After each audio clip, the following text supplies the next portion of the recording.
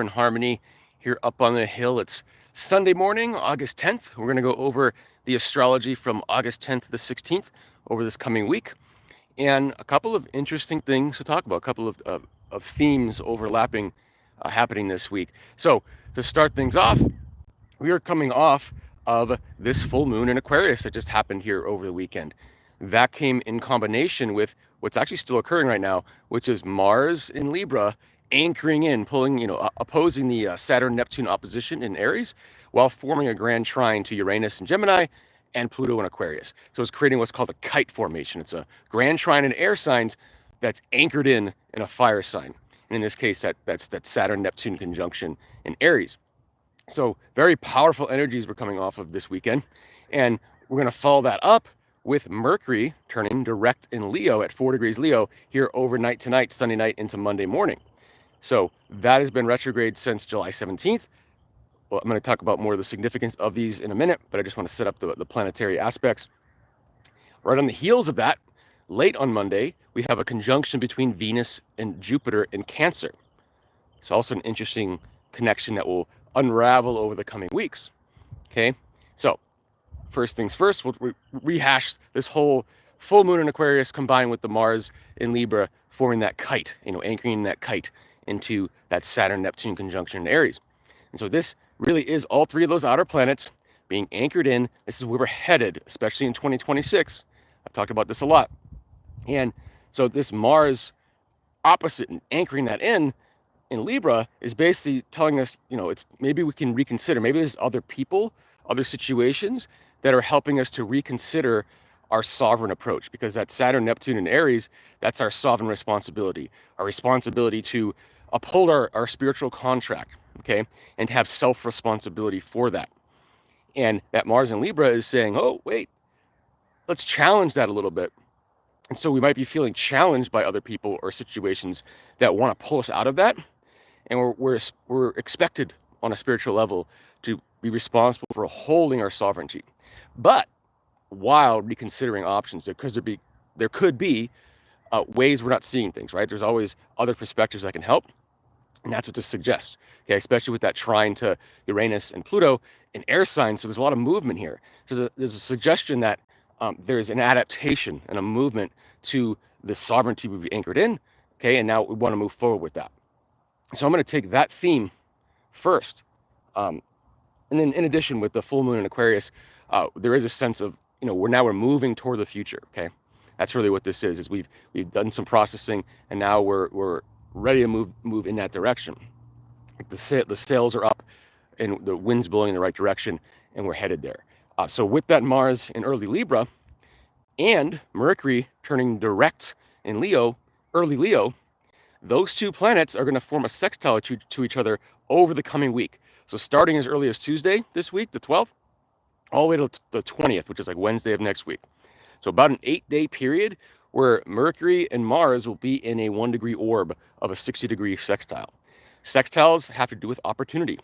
It's like getting a free ticket to a concert. You don't have to go, right? But you got the ticket. You have the opportunity to go. It's what you make of it. And so a sextile is that opportunity.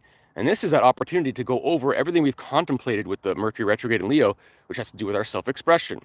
Okay, what have we learned about how we hold ourselves back? What have we learned about how we allow others to hold us back from true self-expression?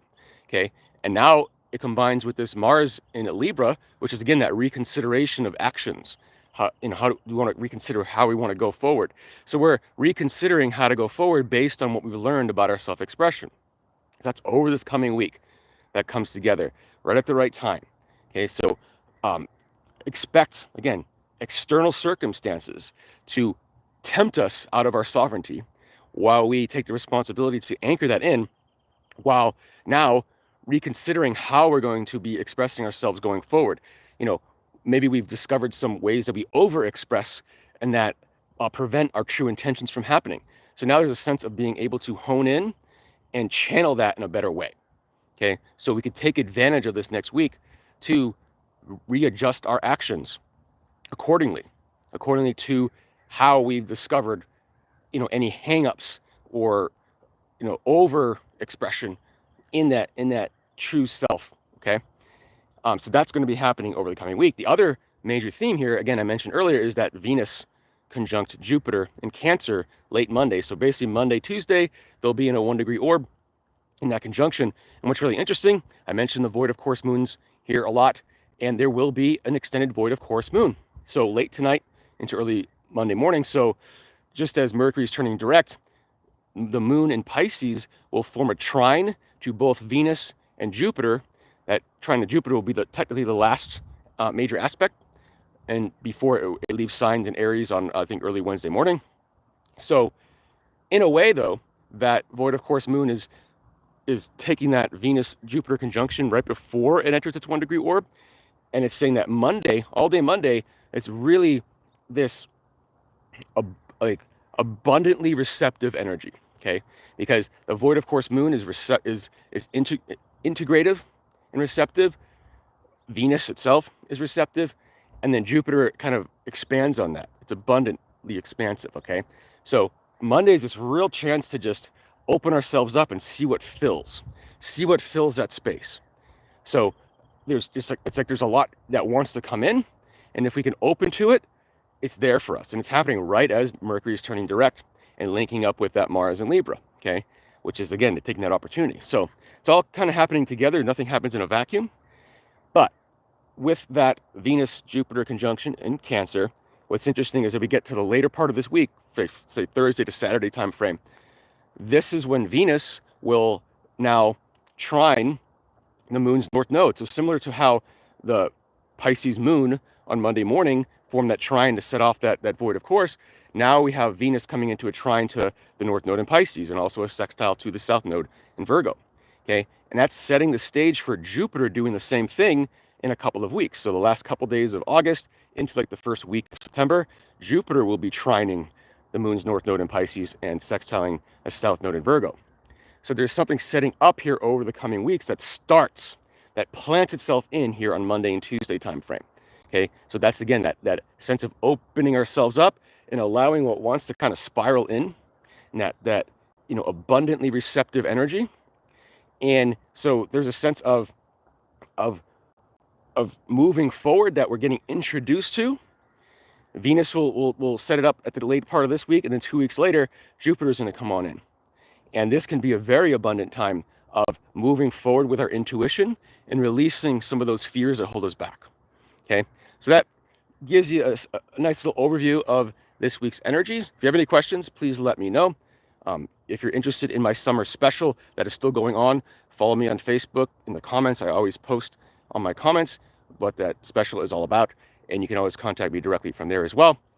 Otherwise, enjoy your week. It's again, abundantly receptive week, a week we have an opportunity to take what we've learned in this Mercury retrograde, link it up with some external considerations that might have been coming up, and to kind of steer our lives in a direction that, again, is according to our soul contracts and according to, the intuitive leanings that pull us there. Okay, so we'll wrap it up there. Enjoy the rest of your Sunday and the week, and we'll talk to you next time. Bye.